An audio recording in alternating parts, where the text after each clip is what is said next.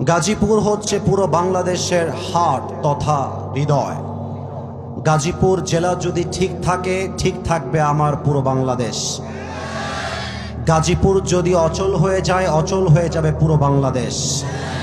এর কারণ হলো বাংলাদেশের অর্থনৈতিক চাকা যেই জেলার মাধ্যমে সবচেয়ে বেশি সচল থাকে তার নাম হচ্ছে গাজীপুর জেলা।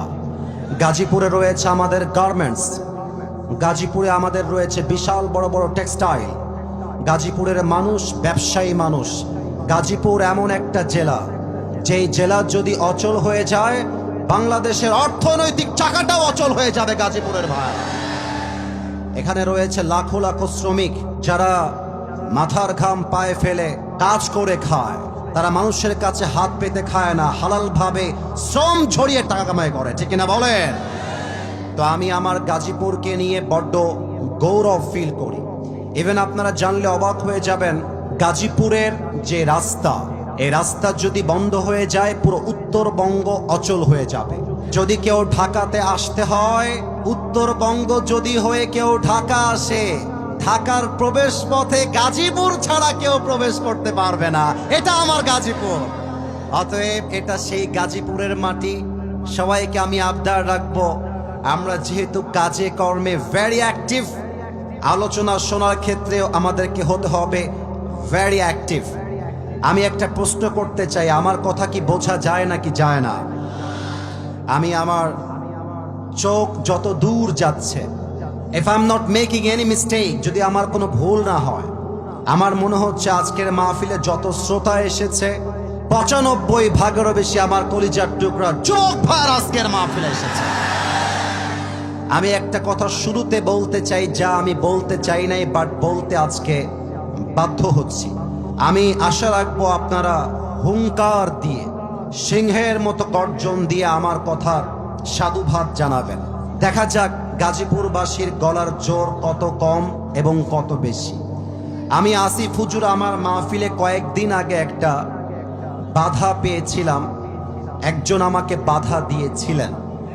আমি যেটা বলতে চাই সেটা হলো এই রকম, আমি যখন এই রাস্তা ক্রস করছিলাম আমি শুনছিলাম বিভিন্ন কলিজার টুকরা সম্মানিত ভাইয়েরা বিভিন্নভাবে তারা সম্মানের সাথে, আদবের সাথে, ভালোবাসার সাথে তারা ভোট চেয়েছেন নিজেদের দলের জন্য, তাদের দলকে ক্ষমতায় রাখার জন্য তারা ভোট চেয়েছে।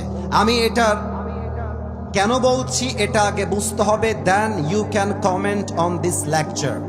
আদারওয়াইজ না শুনে না বুঝে রিয়াক্ট করা, এটা কোনো বুদ্ধিমানের কাজ হতে পারে না। Let me finish my speech first. আগে আমার কথাটা শেষ করতে দেন। আমার প্রশ্ন এই জাতির কাছে, রাজনৈতিক নেতা যদি আমাদের তাফসীর মাহফিলে এসে তার দলের জন্য ভোট চাইতে পারে, আমার প্রশ্ন, আমরা কোরআনের ধারক বাহক, আমরা মাহফিলের আলোচক, আমরা মাহফিলের বক্তা, আমরা যদি আমাদের স্টেজের চেয়ারে বসে বলি আল্লাহর জমিন চলবে আল্লাহর কোরআনের সংবিধান দিয়ে, তবে অনেকের গায়ে জ্বালা শুরু হয়ে যায় কেন? আপনি যদি আপনার দলের জন্য ভোট চাওয়ার পরে রাজনীতি না হয়ে যায়, আপনি যদি দলের জন্য ভোট চাওয়ার পরে কোনো বাধা আমরা না দেই, আমরা যদি বলি রাজনীতি যদি করতে হয় কোরআন দিয়ে করতে হবে, রাজনীতি যদি করতে হয় শরীয়তের আইন অনুযায়ী করতে হবে, এই কথা বললে আমাদেরকে বাধা দেওয়া হয় কেন? অতএব গাজীপুরের জমিন থেকে স্পষ্ট ভাষায় বলছি, এখানে বিএনপি আছেন, জামাত ইসলাম আছেন, চরমোনাই আছেন, হেফাজত আছেন, কওমি আছেন, আলিয়া আছেন। I respect everyone, I salute everyone from my heart. সবাইকে আমি আমার কলিজার থেকে সম্মান জানাই।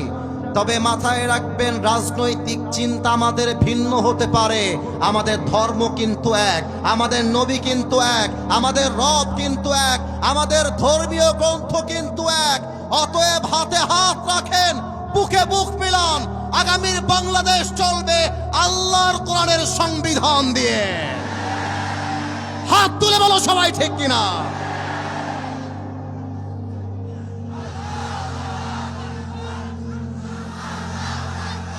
আল্লাহ যেন আমার কথাগুলো বোঝার তৌফিক দান করে, পড়েন সবাই আমিন।